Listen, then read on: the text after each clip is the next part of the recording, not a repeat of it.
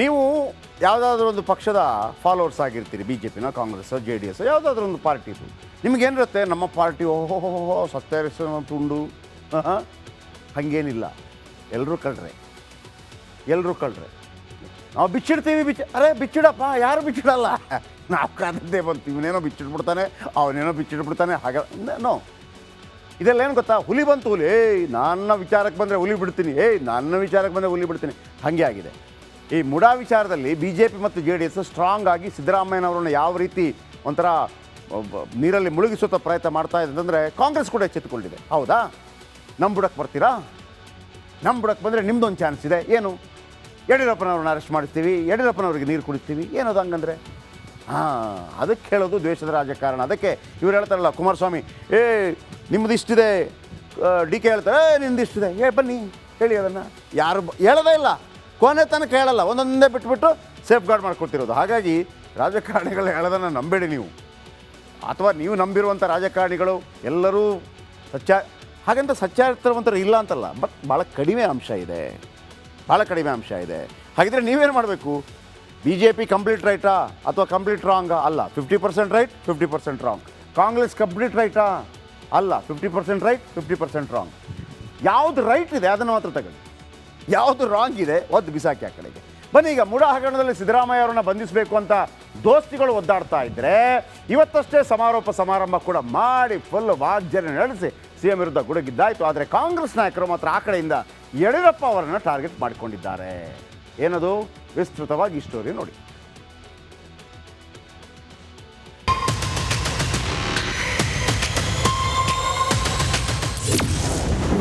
ನನ್ನ ಜೈಲಿಗೆ ಕಳಿಸಿದ್ರೆ ನಿಮಗೂ ಜೈಲಿಗೆ ಕಳಿಸ್ತೇನೆ. ಯಡಿಯೂರಪ್ಪಗೆ ಕೆಡ್ಡ ತೋಡಿದ ಸಿದ್ದರಾಮಯ್ಯ.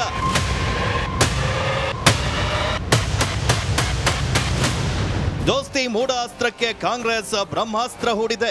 ನನ್ನನ್ನ ಕೆಣಕಿದ್ರೆ BS ಯಡಿಯೂರಪ್ಪರನ್ನ ಕೆಣಕ್ತೇನೆ ಅಂತ ಸಿಎಂ ಸಿದ್ದರಾಮಯ್ಯ ಪರೋಕ್ಷ ಸಂದೇಶವನ್ನ ರವಾನಿಸಿದ್ದಾರೆ. ಎಸ್, BSY ವಿರುದ್ಧದ ಪೋಕ್ಸೋ ಕೇಸ್ಗೆ ಸದ್ಯ ಮಧ್ಯಂತರ ತಡೆ ನೀಡಲಾಗಿದೆ, ಬಂಧಿಸಬಾರದು ಅಂತ ಸೂಚಿಸಲಾಗಿದೆ. ಆದ್ರೆ ಈಗ ಇದೇ ಕೇಸನ್ನ ಸುಪ್ರೀಂ ಕೋರ್ಟ್ಗೆ ಕೊಂಡೊಯ್ಯಲು ಸಿದ್ದು ಸರ್ಕಾರ ಪ್ಲಾನ್ ಮಾಡಿದೆ. ಕಾಂಗ್ರೆಸ್ ತಂತ್ರಕ್ಕೆ ಪುಷ್ಟಿ ನೀಡುವಂತೆ ಸಿಎಂ ಸಿದ್ದರಾಮಯ್ಯ ಪದೇ ಪದೇ ಯಡಿಯೂರಪ್ಪರನ್ನ ಕೆಣಕ್ತಾ ಇದ್ದಾರೆ. 82ನೇ ವಯಸ್ಸಿನಲ್ಲಿ ಇದೆಲ್ಲ ಬೇಕಿತ್ತ ಎಂದಿದ್ದಾರೆ. ಆದ್ರೆ ಸಿಡಿದೆದ್ದ BSY ಸಿದ್ದರಾಮಯ್ಯ ಮನೆಗೆ ಹೋಗೋ ಕಾಲ ಬಂದಿದೆ ಅಂದ್ರು. ನೈತಿಕ ಹೊಣೆ ಹೊತ್ತು ರಾಜೀನಾಮೆ ಕೊಡಬೇಕಂತ ಯಡಿಯೂರಪ್ಪ ಹೇಳಿದ್ದಾರೆ ಸರ್. ಯಾರು? ಯಡಿಯೂರಪ್ಪ. ಫೋಕ್ಸೋ ಕೇಸ್ ನ ಸಿಕ್ಕಾಕೊಂಡ್ರಲ್ಲ, ಏನ್ ಮಾಡ್ಬೇಕು ಅವರು? ಫೋಕ್ಸೋ ಕೇಸ್ ನಲ್ಲಿ ಸಿಕ್ಕಾಕೊಂಡಿದ್ದಾರೆ, ಚಾರ್ಜ್ ಶೀಟ್ ಆಗಿದೆ ಕಣೆ, ಗೊತ್ತಾ ನಿಂಗೆ? ಇದು ಮತ್ತೆ ರಾಜೀನಾಮೆ ಏನಕ್ಕೆ ಕೇಳಲ್ಲ ನೀನು?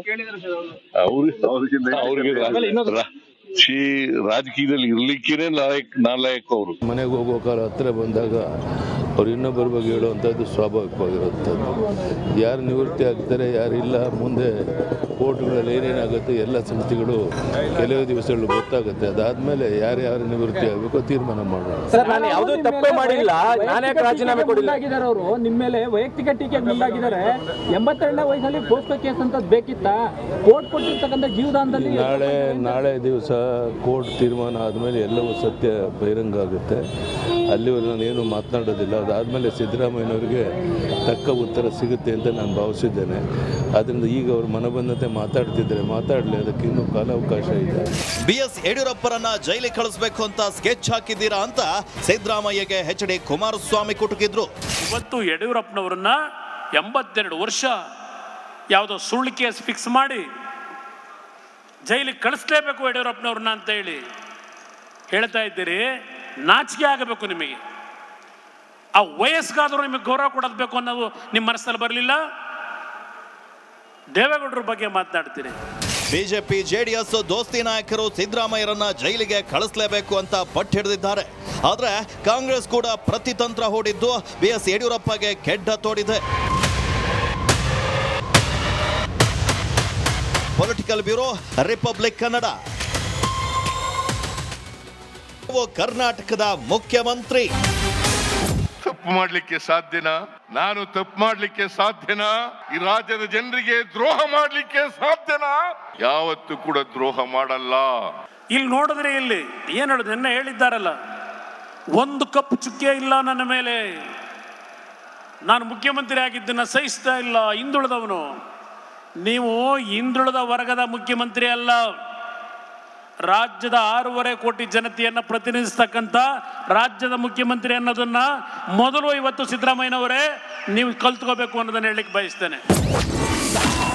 ಸಿದ್ದು ಮೇಲೆ ಬಂಡೆ ಬಿದ್ರೆ ಏನಾಗುತ್ತೆ ಗೊತ್ತಾ?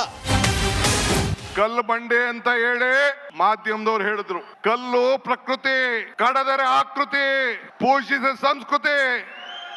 ಈ ಬಂಡೆ ಸಿದ್ದರಾಮಯ್ಯನ ಜೊತೆ ಇದೆ. ಈ ಮಾತನ್ನ ಈ ಸಂದರ್ಭದಲ್ಲಿ ಹೇಳಲಿಕ್ಕೆ ನಾನು ಬಯಸ್ತಾ ಇದ್ದೇನೆ. ಅದೇನೋ ಸಿದ್ದರಾಮಯ್ಯನವರ ಪರವಾಗಿ ಕಲ್ಲು ಬಂಡೆ ತರ ನಿಂತವ್ರಂತೀಗ ಈ ಶಿವಕುಮಾರು ಸಿದ್ದರಾಮಯ್ಯನವರು ಮುಂದುವರಿಲಿಕ್ಕೆ ಬಂಡೆ ತರ ಇದ್ದೇನೆ ಅಂತ ಹೇಳಿದ್ದಾರೆ. ಬಹುಶಃ 2018-19 ಇದೇ ಬಂಡೆ, ಕನಕಪುರದ ಬಂಡೆ ಕುಮಾರಸ್ವಾಮಿಗೆ ಟ್ರಬಲ್ ಶೂಟರು, ಕುಮಾರಸ್ವಾಮಿ ರಕ್ಷಣೆ ಮಾಡೋನು ಅಂತ ಹೇಳಿ ಮಾಧ್ಯಮದ ಸ್ನೇಹಿತರು ಭಾಳ ಸ್ಟೋರಿ ಮಾಡಿದ್ರಿ. ಆ ಬಂಡೆ ನಂಬ್ಕೊಂಡು ಹೋಗಿದ್ದಿಗೆ ನನ್ನ ತಲೆ ಮೇಲೆ ಬಂಡೆ ಬಿದ್ದಿದ್ದು. ಆ ಬಂಡೆ ಸ್ವಲ್ಪ ದೂರ ಇಟ್ಟಿದ್ರೆ ಏನೂ ಆಯ್ತಿರ್ಲಿಲ್ಲ ನನಗೆ. ಈಗ ಪಾಪ ಸಿದ್ದರಾಮಯ್ಯನವರಿಗೆ ಈಗ ಬಂಡೆ ಥರ ನಿಂತ್ಕೊತಾರಂತೆ, ಅಲ್ಲಿಗೆ ಮುಗೀತು ಅಂತ ತಿಳ್ಕೊಂಬಿಡಿ ರಾಜ್ಯದ ಜನ. ಕಾಫಿ ಡೇ ಸಿದ್ಧಾರ್ಥ್ ಆತ್ಮಹತ್ಯೆಗೆ ಕಾರಣ ಯಾರು? ನಾನು ಒಂದು ಹೇಳ್ತೀನಿ, 17 ಜನ ಇದ್ರು ಎಂಪಿಗಳು. ಸಿದ್ದರಾಮಯ್ಯನವರು ಡೆಪ್ಟಿ CM ಇದ್ರು, ಅವ್ರನ್ನೂ ಸಹಿಸಲಿಲ್ಲ. ಅವ್ರ ಎಂಪಿಗಳು ಒಬ್ಬರು ಅವ್ರ ಜೊತೆ ಯಾರು MP ಆಗಿದ್ರು ಅವರು ಇಲ್ಲ, ಯಾರನ್ನೂ ಬಿಡ್ಲಿಲ್ಲ. ಅವ್ರ ಮಕ್ಕಳುಗಳಿಗೆ ದಾರಿ ಮಾಡ್ಕೊಳ್ಳೋಕ್ಕೋಸ್ಕರ ಎಲ್ಲ ಜನತಾದಳದ ಎಲ್ಲ ನಾಯಕರುಗಳನ್ನ ಪಾರ್ಟಿ ಬಿಟ್ಟು ಓಡಿಸಿ ಕುಟುಂಬಕ್ಕೆ ಅನುಕೂಲ ಏನ್ ಮಾಡಬೇಕೋ ಮಾಡ್ಕೊಂಡು ಬಂದ್ರು. ಇದು ಜನತಾದಳದ ಇತಿಹಾಸ. ಯಾವ SM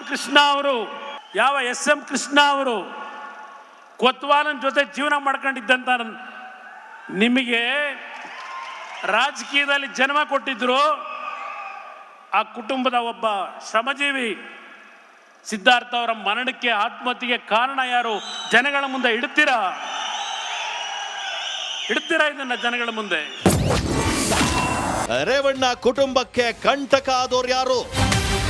ಈಗ ನೋಡಿ, ಮಗನ್ ತೊಂದರೆ ಆಯ್ತದೆ ಅಂತೇಳಿ ಇನ್ನೊಬ್ಬನ ಮಗನ ಮೇಲೆ ಕೇಸ್ ಹಾಕ್ಸಿಸಿ ಅವ್ರನ್ನೂ ಬಿಡ್ಲಿಲ್ಲ. ಆ MP ಅವ್ರನ್ನೂ ಬಿಡ್ಲಿಲ್ಲ, ಯಾರನ್ನೂ ಬಿಡ್ಲಿಲ್ಲ. ಹಂಗೆ ಸಿದ್ದರಾಮಯ್ಯನ ಬಿಡ್ತಾರೇನ್ರಿ? ನಮ್ಮನ್ನು ಬಿಡ್ತಾರೇನ್ರಿ? ನನ್ನ ಸಹೋದರ ರೇವಣ್ಣ ಅಯ್ಯೋ ನಾನು ಸಿದ್ದರಾಮಯ್ಯನವರು ಭ್ರಷ್ಟಾಚಾರ ಮಾಡೋ ಅಂದ್ರೆ ನಂಬಲ್ಲ. ಅಯ್ಯೋ ಸಿದ್ದರಾಮಯ್ಯನವರು ಅಂತ ಹೇಳ್ದಂತ ನಿಮ್ಮ ಸ್ನೇಹಿತ ರೇವಣ್ಣನ ಕುಟುಂಬ ಇವತ್ತು ಆ 2 ಮಕ್ಕಳನ್ನ ಜೈಲಿಗೆ ಕಳಿಸಿದ್ದೀರಿ. ಅವನನ್ನು ಮದುವೆ ಆಗಿರ್ತಕ್ಕಂಥ ಅವನ ಹೆಂಡತಿನ ಬೇಲ್ ತಗೊಂಡ್ರೆ ಅವ್ರ ಮೇಲೆ ಯಾವ ಕೇಸ್ ಇಲ್ಲ, ರೇವಣ್ಣನ ಮೇಲೆ ಕೇಸ್ ಇಲ್ಲ. ಸೃಷ್ಟಿ ಮಾಡ್ತೀರಿ ಕೇಸ್ನ. ಲೀಗಲ್ ಆಗಿ ಸೈಟ್ ಕೊಟ್ಟಿದ್ರೆ ನಾವ್ ಯಾಕೆ ಕೇಳ್ತಿದ್ವಿ? ಈಗ ನೀವು ನಿಮ್ ಜಮೀನು, ನಿಮ್ ಪಕ್ಕದಲ್ಲಿ ಯಾವ್ದಾದ್ರು ಜಮೀನು ಯಾರು ಒತ್ತುವರಿ ಮಾಡ್ಕೊಂಡ್ರೆ ಸುಮ್ಮನೆ ಇರ್ತೀರಾ? ಓಲೆ ಪಾರ್ವತಿ ಅಕ್ಕ ಯಾವ್ದಾದ್ರು ಜಮೀನ್ಗೆ ಒತ್ತುವರಿ ಮಾಡ್ಕೊಂಡು ಹೋಗಿದ್ರಾ? ಯಾರು ಕಳ್ತನ ಮಾಡಿದ್ರಾ? ತಪ್ಪಲ್ಲ ಶಿವಕುಮಾರ್ ಅವರೇ. 3 ಎಕರೆ ಇಲ್ಲದೆ ಇದ್ರೆ 30 ಎಕರೆ ದಾನ ಮಾಡಿಸಿ, 30 ಎಕರೆ ದಾನ ಮಾಡಿಸಿ ಮುಖ್ಯಮಂತ್ರಿಗಳೇ ನಿಮ್ಮ ಬೊಮ್ಮಾಯಿನ ಮುಖಾಂತರ. ಆದರೆ ಶ್ರಮಪಟ್ಟು ಕಾನೂನುಬದ್ಧವಾಗಿ ಭೂಮಿಯನ್ನು ಖರೀದಿ ಮಾಡಿ ನಿಮ್ಮ ಸಹೋದರಿಗೆ ನೀವು ಕೊಟ್ಟಿದ್ರೆ ನಿಮ್ಮ ವಿಷಯವನ್ನು ನಾವು ಚರ್ಚೆನೆ ಮಾಡ್ತಾ ಇರಲಿಲ್ಲ. ನಿಮ್ಮಪ್ಪ ರೈತ, ನಮ್ಮಪ್ಪ ಇಂಜಿನಿಯರ್. ಕುಮಾರನಿಗೆ ನಾನು ಒಂದು ಪ್ರಶ್ನೆ ಕೇಳಲಿಕ್ಕೆ ನಾನು ಬಯಸ್ತೇನೆ. ನಿಮ್ಮ ತಂದೆ ಈ ಭೂಮಿಗೆ ಬಂದಾಗ ನಿಮ್ಗೆ ಎಷ್ಟು ಜಮೀನಿತ್ತು? ಎಷ್ಟು ಜಮೀನನ್ನ ಇಲ್ಲಿ ಪಡ್ಕೊಂಡ್ರಿ? ಯಾರು ಜಮೀನು ಪಡ್ಕೊಂಡ್ರಿ? ಈಗ ಎಷ್ಟು ಎಕರೆ ಆಗಿದೆ? ಯಾರ ಹೆಸರು ಟ್ರಾನ್ಸ್ಫರ್ ಆಯ್ತು? ವಾಪಸ್ ನಿಮ್ಮ ಹೆಸರಿಗೆ ಹೆಂಗ್ ಬಂತು? ಆ ಭೂಮಿ ದಾಖಲೆಗಳು ಇದೆಯಾ? ಇಲ್ಲಿ 100 ಎಕರೆ ಇಲ್ಲಿ ತಮ್ಮದು, ತಮ್ಮ ಕುಟುಂಬದವ್ರು ಇಲ್ಲಿದೆ. ದೇವೇಗೌಡರ ಆಸ್ತಿ ಕೇಳಿದಿರಿ.